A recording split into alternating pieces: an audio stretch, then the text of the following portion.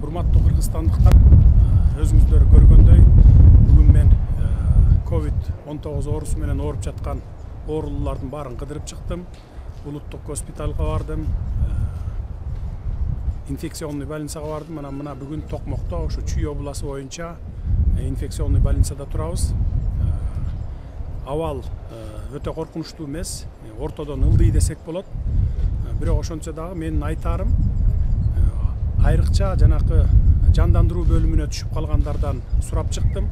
Үйүндө жата бергендер экен көбүнчө. Анан кийин такыр болбой баратканда анан келип, ошо реанимацияга түшүп калышыптыр да көпчүлүгү. Ошондуктан сиздерге кайрылып кетеримин. Жөтөлүп, ушундай бир оорунун белгилери пайда болору менен райондук больницаларга барыңыздар. Мына Бишкекте инфекционныйга барыңыздар.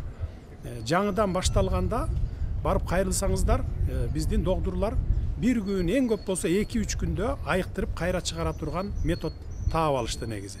Анан баягы кайдыгерлик кылып, өзүңөргө өзүңөр душмандык кылып, ден соолугуңарга жата бербестен ушу кайрылып тургула. Анан эң негизгиси мен сиздерден суранарым, барыңыздар вакцина алыңыздар, вакцина.